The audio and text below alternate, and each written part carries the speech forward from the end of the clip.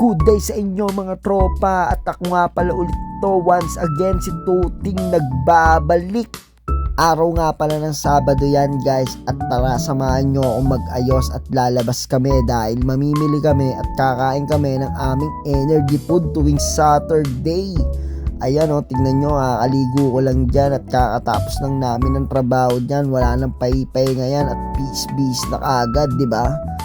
Wapo ko men, talaga naman. Diba? Ayan, nakikita pa yung mga ista ko na pansit canton dyan. At ayan, naglakad na nga kami. Wala nang patumpik-tumpik pa. May kasama ko nga pala si Randy.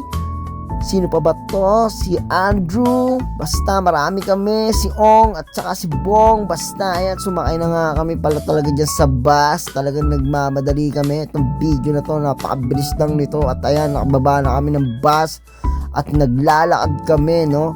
Talagang nakakapagod tong araw na to guys, kaya kailangan namin kumain ng masarap at tumaya muna dyan sila sa loto para tumama sila ng loto para sila yung manalo. Ewan ko sa kanila, mga buwaka lang ila, wala akong paalam sa kanila mga men.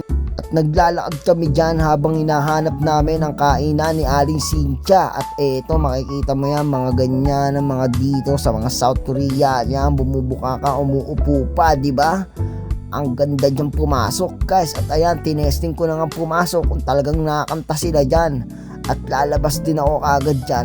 Tinignan ko lang talaga kung talagang kumakanta talaga sila guys. At ayan na nga, nakita ko na nga ang tindahan ni Aling Cynthia. Diyan kami kakain ngayon guys. Ang sarap ng pagkain dyan. At ayan, nakapasok na nga kami. Ayan o, tignan mo naman ang mga kasama ko men. Mukha hindi sila pagod sa trabaho, pero pagod na pagod sila hanggang sa binigay na side dish. Ang sasarap niyan.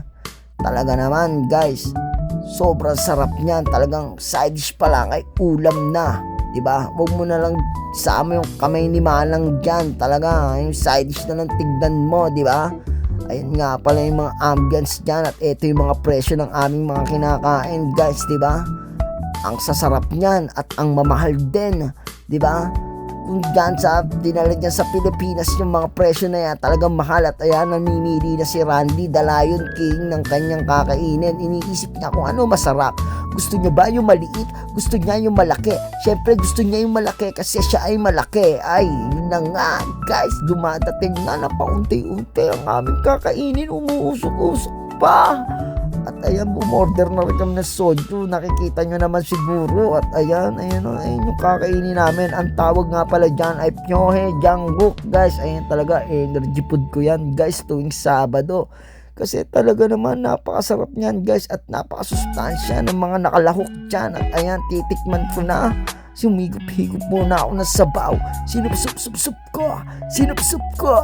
Ang sarap. At ayan, biniyak ko na. At kinain ko. At ayan, kumuha ako ng mga side dish dyan guys. Titikman natin yung kimchi. Syempre, hindi mo mawala yan. Talagang healthy food dyan guys. Pag dumumi ka dyan, talagang kulay orange yung dumi mo guys.